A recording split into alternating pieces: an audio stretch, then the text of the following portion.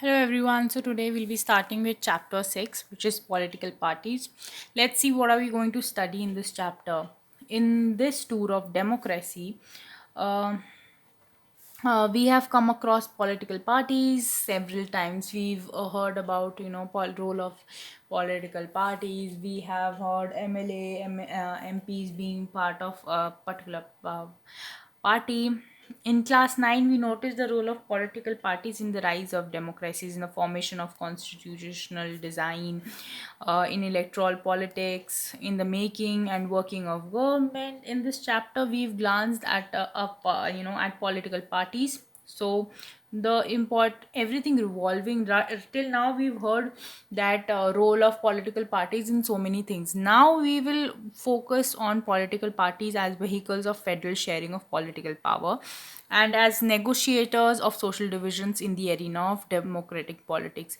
Before concluding this tour, let us take a close look at the nature and working of. We'll see how what is the nature, what is the formation of these political parties.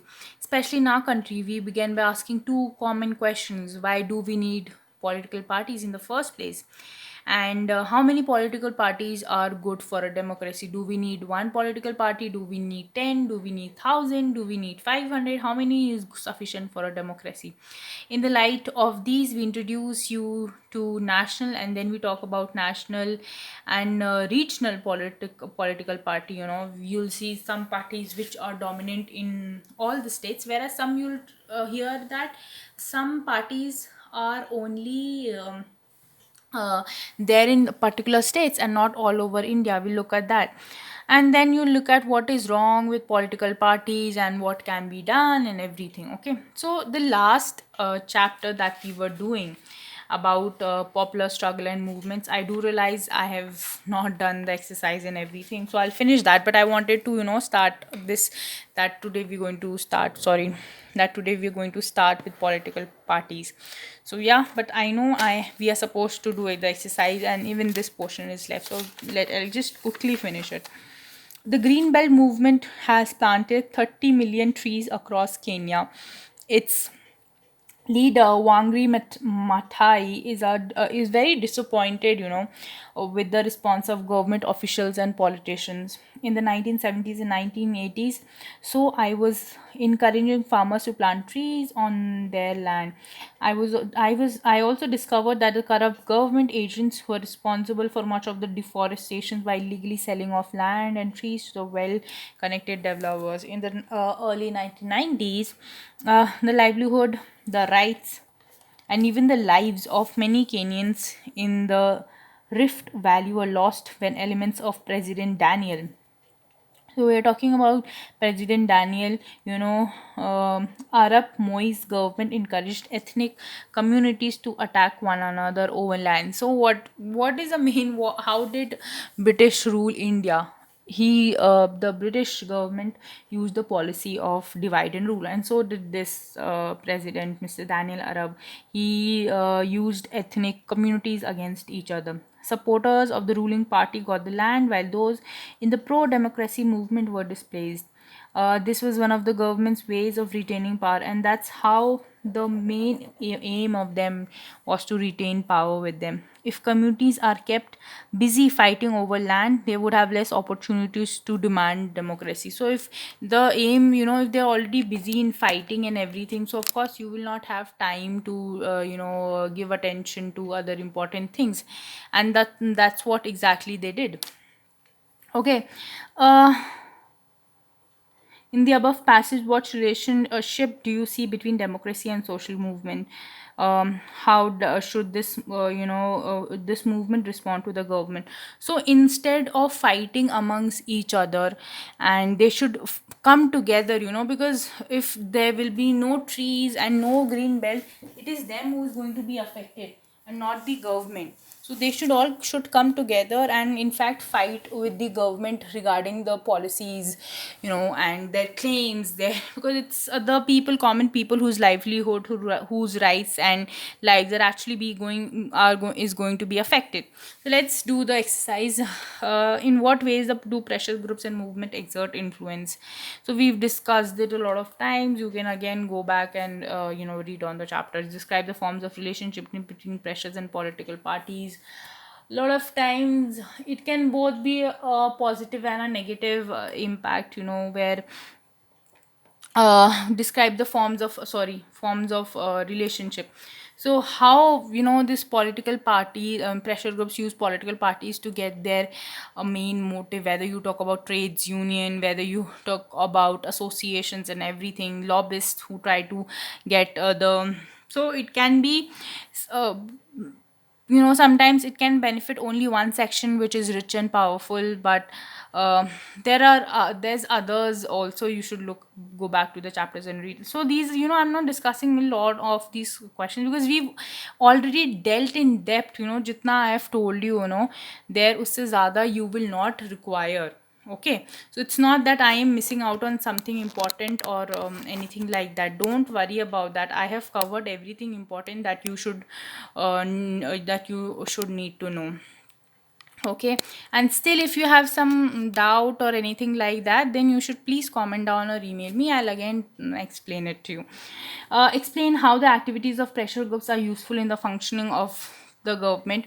Of course, I'll just give you the hints, okay, because we've dealt with the chapter in detail. Policies, then we talk about the laws and everything. What is a pressure group? Give few examples.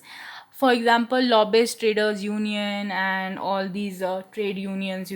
We have, what is the difference between a pressure group and political party? Pressure group, they have no responsibility,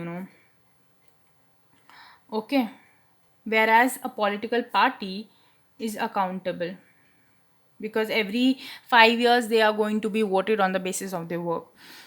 Do you get it? Organizations that undertake activities to promote their interests of specific social groups such as workers, employers. We know that they are called sectionalists because it is their they have their own motive. Which among the following is the special feature that distinguishes a pressure group from political party? Parties take political stances while pressure group do not bother about political issues. So we have to see a special feature that distinguishes. So pressure groups are confined to few people while parties involve larger number of people. Pressure groups do not seek to get into power while political parties, yes, it's this whole game is about power. Pressure groups do not seek to mobilize people while parties do. No, this is wrong. In fact, pressure um, okay, this point is completely wrong. So you have to list the followings, match 1 and 2. Organizations that seek to promote the interest of a particular section, we've already known that they are known as sectionalists. Interest groups, we saw the quite an apparent difference between public interest groups and sectional interest groups. Organizations that seek to promote common interest, public interest groups. Struggles launched for the resolution of a social problem with or without an organization's structural movement because it's of loose coordination and everything. Organization that mobilize people with a view to win political power. Of course, these are the political parties. Their aim is to be in power. Their only aim is to be power. Match 1 and 2, pressure group. Fertilizers dealers association, traders association, and long term movement like women's movement, conservation of nature, forest, single use movement, Narmada Bachao Andolan. Everything was to regarding the Sardar Sarovar Dam, which was being built over Narmada River. Political party example, Assam Gana Parishad, or other party, anything like BJP, Congress. Consider the following statements about pressure group and parties. Pressure group are organized expression of the interest and views of specific social sections. Yes, pressure groups take positions on political issues.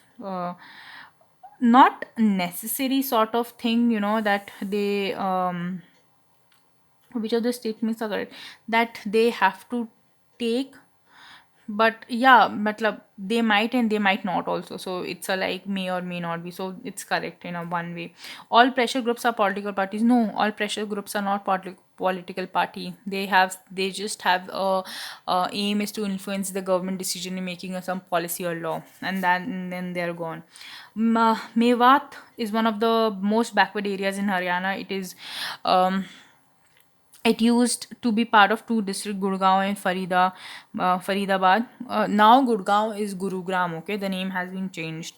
Uh, the people of Mewat felt that the area will get better attention if it were to become a separate district. But political parties were indifferent to this sentiment. They're indifferent, matlab they were very normal. They didn't act as they didn't give much attention. Um, but political parties were indifferent to this sentiment. The demand for a separate district was raised by Mewat Educational and Social Organization and Mewat Sakshetra Samiti in 1996. Later, Mewat Vikas Sabha was founded in 2010 and carried out a series of public awareness campaigns. This forced both the major parties, Congress and the Indian National Lok Dal, to announce a support for their new district before assembly elections held in February 2005. The new district came into existence in July 2005, and that's how the existence of basically Mewat, creation of a new district, came into existence. In the example, what is the relationship that you observe uh, among movement and political parties and the government? Can you think of example that shows? Can you think of an example that shows a relationship, different from this one? So of course, think over one more example. I'll tell you, but yeah, you also give a thought on this. So see, it can be a case that the government is different, as in like they don't give much attention. Okay, that people are saying it's not necessary and everything, especially during, but if you know, especially during elections, politicians and political parties tend to make such promises, um, in the this thing, in the name of votes. Okay, so here you can see that Mewat was created. But I'll give you a very latest example of this, which shows uh, a relationship between different as this one. Right now, okay, 2021 September, farm laws is a very big debatable topic, okay, and government is being indifferent here. So they heard about the Mewat, that they a new district should be considered because of, there will be better management, will be more being budget for their maintenance and everything, and improvement of the facilities and infrastructure. So they heard about the voice of Mewat people and thus created the formation of a new district, Mewat itself. But whereas in the farm laws, there's so many political interest parties, and which are pro and against also. Some are pro, some are against, but most of the people are against the laws. You can see people, farmers, protesting in the borders of Delhi from last December, and still the government hasn't heard them. So here in the case, the voices of people of Mewat was heard, and here in the case of farm laws, it's not. So it's a very different relationship between these political parties, government, and the social movement. uh, okay, so we started with political parties, and we've all this book has revolved on the democracy, role of politicians, political parties, and everything, law making, decision making, representation of the people, democracy, and so on. So how do these political parties are formed? Let's look on to that, okay, and everything regarding the different aspects of political party. So in the first place, we'll question that why do we need a political party in the first place? Political parties are are easily one of the most visible institutions in a democracy. For most ordinary citizens, democracy is equal to political parties. If you travel to remote parts of a country and speak to less educated citizen, you could come across people who may not know anything about the constitution or about the nature of government, but the chances are that they would know something about the political party. So they, if you go to the interiors of India, or so, you'll know that people don't know much about the constitution, what it gives them, rights and duties, and all the laws which are there to created for these people. But they will surely know about a political party, their existence, who are the leaders, or so. At the same time, the visibility does not mean popularity. Some, it's not that every um, this thing, every popularity is a good one. Sometimes people are even popular for their bad behavior, for the bad actions, and so most people tend to be very critical of the political party. They tend to blame parties for all that is wrong with our democracy and our political life. Parties have become identified with social and political divisions. Therefore, it is natural to ask, do we need political parties at all? About 100 years ago, there were few countries of the world that had any political party. Now, there are few that do not have. Its opposite, okay? Why political parties become so omnipresent in the democracies all over the world? That is, first find, first answer what political parties are and what they do, what they do, before we say anything that why do we need them.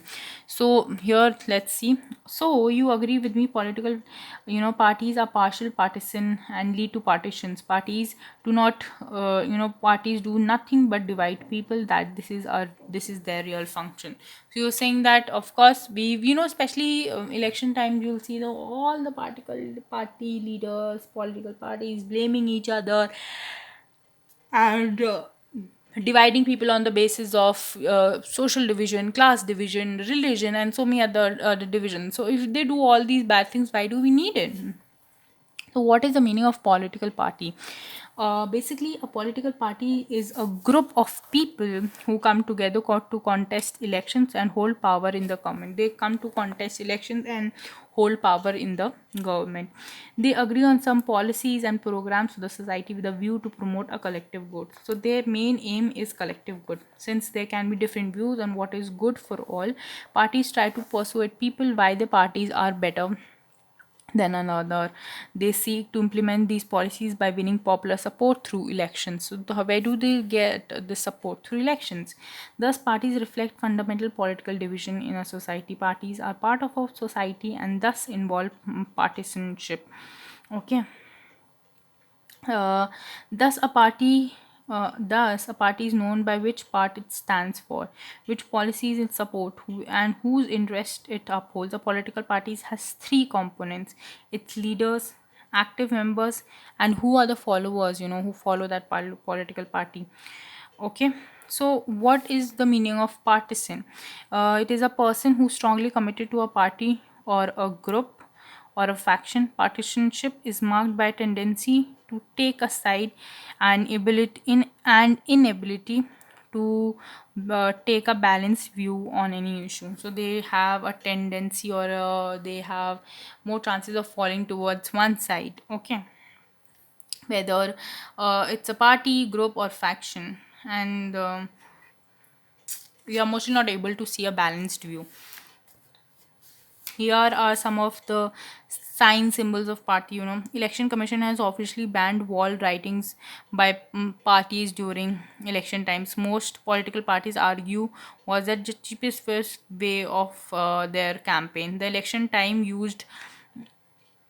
election times used to create amazing graffiti on the walls. Here are some of the examples in Tamil Nadu. So you can see Congress party, some other party, the hand symbol is of Congress. Okay, the lotus is of BJP, and so there are many other symbols also. So you can see so many signs here. Lotus, then I don't know which party is this. Maybe it's a local party. I fail to recognize. But here you can see where have our leaders gone at a time like this. So here you can see the nation in peril. Sorry, I thought it's national. So the nation in peril. You can see his name. This cartoonist name is Mr. R.K. Lakshman, and he's a very famous cartoonist. Okay, who tries to give voice to the social issues. So here are saying that where are when the nation is in peril and demands the actions by the political parties and our leaders, where are they? Where have they gone? And here you can see all the political leaders busy making speeches. Different. One is holding one temple and other You can see, just look at the attire of all these people, okay, the how they've been dressed up. That's also important, what they represent and everything. So what are the functions of a political party? Now that we talk about it, then what does a political party do? Basically, political parties fill political offices and exercise the political power. Parties do this by performing a series of functions. What they all do, they perform. Parties contest elections. In most democracies, elections are fought mainly among the candidates put up by political parties. You remember we talked about ticket, that somebody got a ticket, matlab this person is standing from a particular party. Parties select the candidates in different ways. In some countries such as USA, members and supporters of a party choose its candidates. Now more and more countries are following these methods. In our country like India, too many top party leaders choose. So how is it done in India? It's the top party leaders who choose the candidates for contesting election. Usually you might have heard that the high command is saying this or the high command is saying that. So this high command is the other, basically the top leaders, uh, so second is parties put forward different policies and programs. The second function is to about policies and programs, and voters choose from them. Each of us may have different opinions and views on what policies are suitable for the society, but no government can handle such a large variety of views. India has a population of 1.3 billion. How can the voices of everybody be heard? So in a democracy, a large number of similar opinions have to be grouped together to provide a direction in which policies can be formulated by the government. For example, that is why we say that it has to be organized. If you want to give a voice, this is what the parties do. A party reduces the vast number of opinions into few basic questions which it supports. A few government is expected to base its policies on the line taken by the ruling party. The next thing it performs is that parties play a decisive role in making laws for a country. Formally, laws are debated and passed in the legislature, but since most of the members belong to a party, they go by the direction of the party leadership irrespective of their uh, personal opinions. This is also known as sink and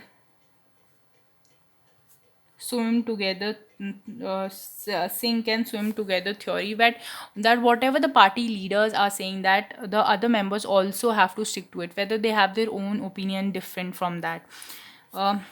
Parties form and run government. As we noted last year, the big policy decisions are taken by political executive that comes from the political parties recruit leaders, train them, and then make them ministers to run the government, to run the government in the way they want.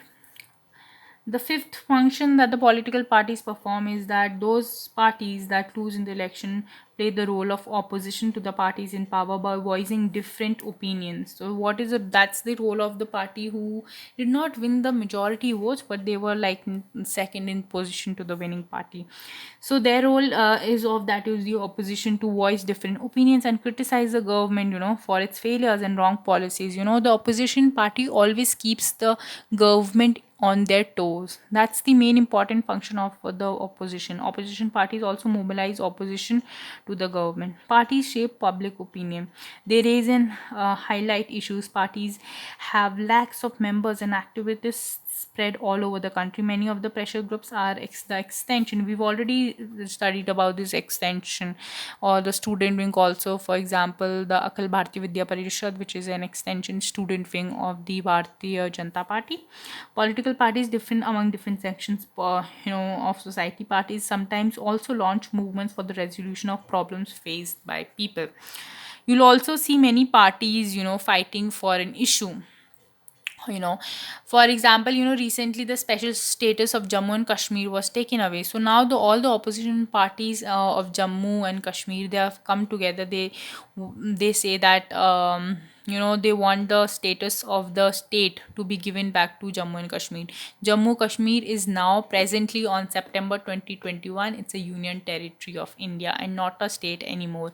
Before that, Jammu Kashmir and Ladakh were under one district, which is Jammu and Kashmir. Now, Jammu Kashmir is one union territory and Ladakh is another union territory. Okay. Political parties also launch movements for the resolution of problems faced by people. Often, opinions in the society crystallize on the lines parties take.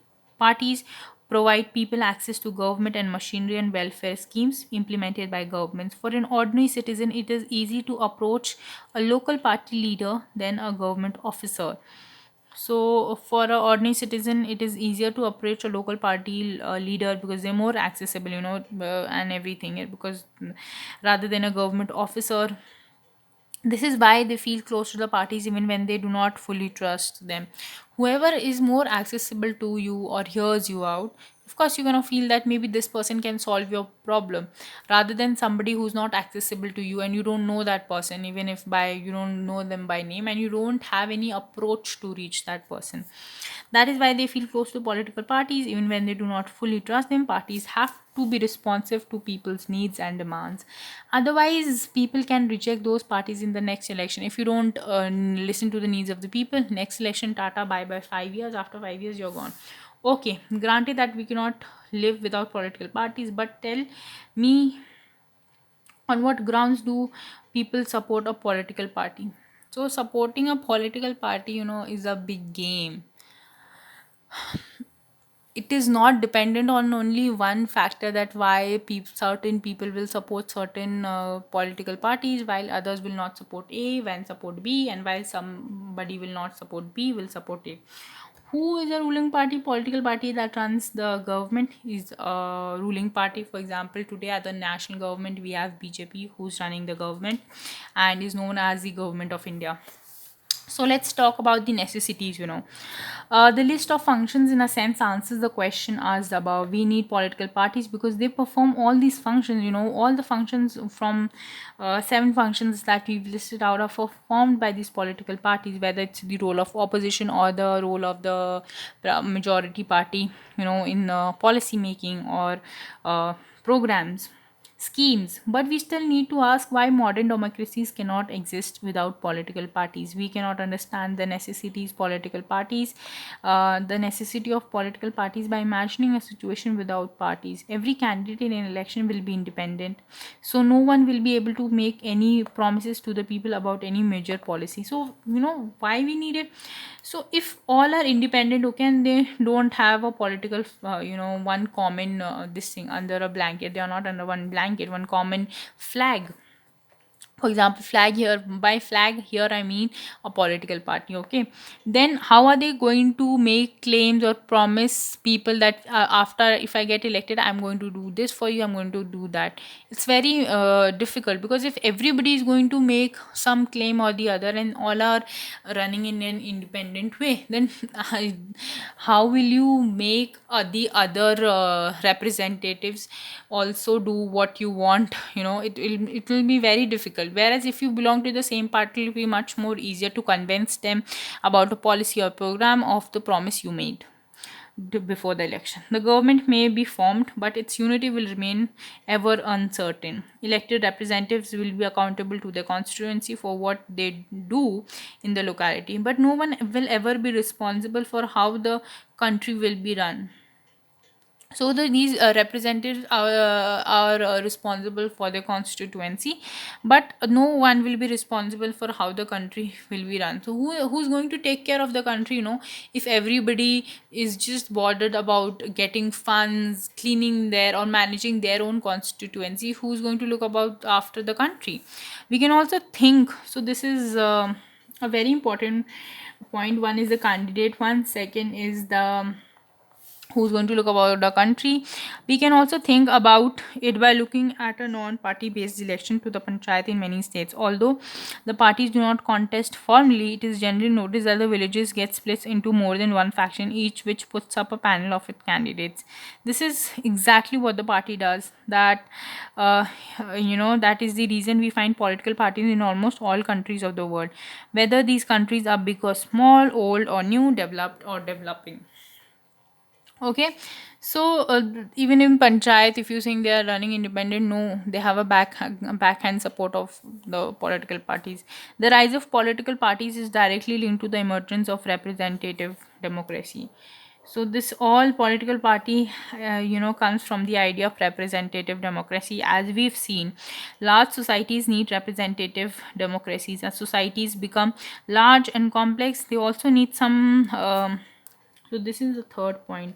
They also need some agency to gather different views on various issues and be present to the and to present these to the government. They need some ways to bring various representatives. So what they need is they need to bring the representatives together under one big umbrella, uh, so that a responsible government could be formed. They needed a mechanism to support.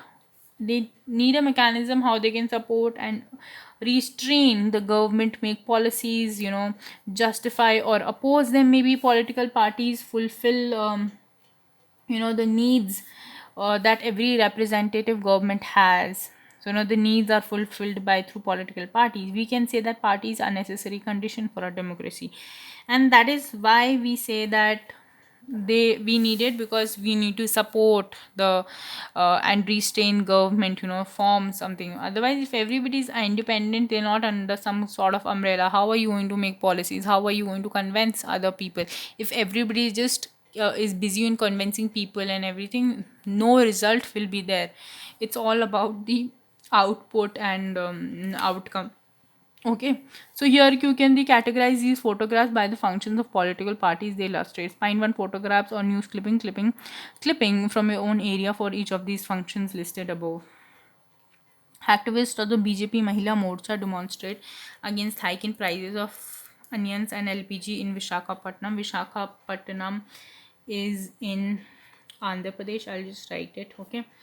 Uh, Minister distributes rupees 1 lakh check to the families of hooch victims at their houses. So here you can see distributing active. And third is the activist of the CPI. M is Maoist. CPI OGIC. It's the original one. This M has been derived from the main original CPI. Okay, OGP. I don't know the full form. And JD is, I think, Janta Dal. Okay, Janta Dal secular one. So in this also Janata Dal also party, we have two, Janata Dal and Janata Dal secular. Take out a rally in Bhubaneswar, which is in Odisha, to protest against the POSCO's protection of children from sexual exploitation. Oh, sorry. I am sorry. Oh, that is sorry, that is POXO and this is POSCO. I am sorry, I got my tongue slipped. I'm sorry. So it's a rally in Bhubaneswar to protest against POSCO, which is a Korean steel company, for being permitted by the state government to export iron ore from Odisha to feed some plants in China and Korea. So these are the different photographs, and what is happening in these photographs is being clearly mentioned. Here it's not. So I got confused between. See, I am so sorry. I just got confused. Okay, it is here. It's POSCO, and what I was referring of is POXO, which is protection of child from sexual exploitation, and that was that act. I just got sorry. So that's what we discussed today, that why do we need political party and what is the need behind the political party, what do you mean by a political party, and what are its function. We discussed it.